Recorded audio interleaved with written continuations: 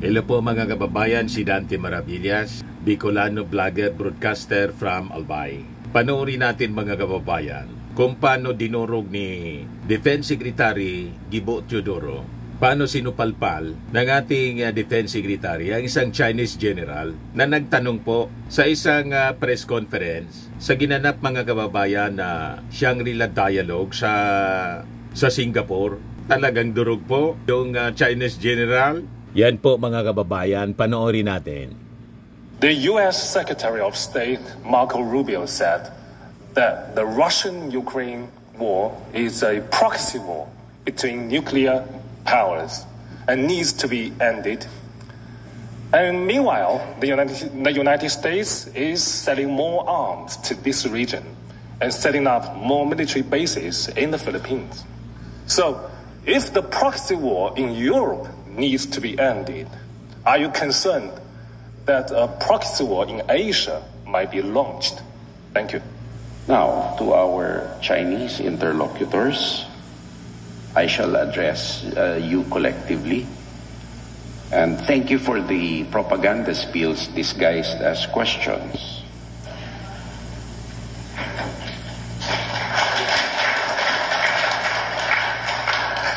Unfortunately, in my personal opinion, the fact that the question was asked in the way it does, it engenders a deficit of trust in China's words vis-a-vis its actions.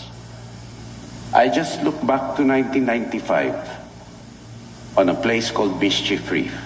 There were a few bamboo structures erected there, and China said that these were temporary havens for fisherfolk. Now you have an artificial military island, heavily militarized. China says that it has peaceful intentions.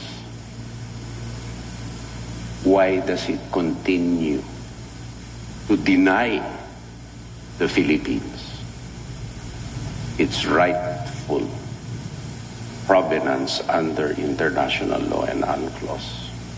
And as proof of this, we do not stand alone.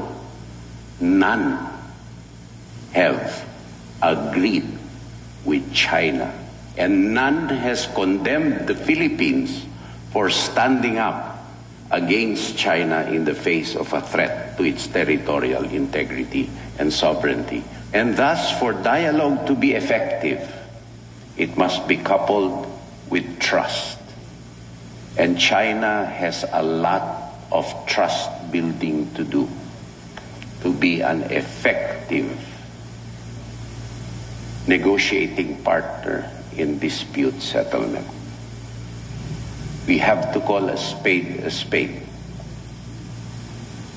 And that's what we see, and that is the biggest stumbling block to dispute resolution or dialogue with China. Matindi po. It's like a two-edged sword, mga kababayan, ang isinaksak ni Gibo Teodoro doon sa nagtanong sa kanyang general. Durog na durog po. Yes, sabi ni Jof, propaganda spills disguised as questions hits me hard. I-viral po ninyo ito, mga kababayan, na short video published by our National Defense, Department of National Defense, para malaman ng buong mundo kung gaano katigas, tatapang mga kababayan ang ating gobyerno, ang ating Defense Secretary sa kanyang paninindigan to defend our territory. Tulad ng tigas ng paninindigan mga kababayan ng ating Pangulong Bongbong Marcos. Yes, sabi ni Marnie Pomuceno, this is what a Filipino government servant should be, doing the right thing for the common good and not any personal political agenda in vendetta. Sabi ni Aldrin Cruz, Secretary Gibo hits the mark.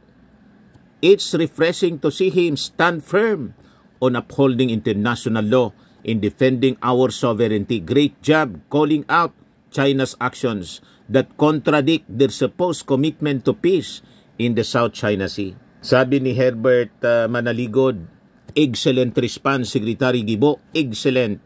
Excellent. Bravo. Sabi ni Pierre Nicolas Montes, the best and brightest defense secretary the Philippines ever had. Mabuhay ka, Secretary Guibo. Sabi ni Willie Salisi, Capillion, a genuine answer for all their fake provocation. Sabi ni E.R. Bautista, salute to SND, very patriot. Sabi naman ni John Flores, his answer was very precise and very articulate, careful yet full of substance. The caliber, his mind is presidential. Sabi ni Christian Batacan Domingo, very strong rebuke delivered calmly and emphatically by our Secretary of National Defense to the propaganda spells directed at him and getting applauded for it by the audience. I shudder at the thought of that Lucaret getting the post as DND Secretary. How she could have handled the moment. Kaya nga po hindi binigay mga kababayan yung posisyon na yan na iniinteresan niya sana. Baka matagal na tayong napahamak kung siya yung pinili ng ating Pangulong Bongbong.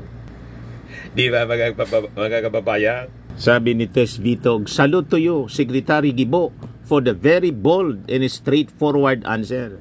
Nag-react pati si General Tam Lanchon. Sabi niya, articulate, excellent leadership. Cheers!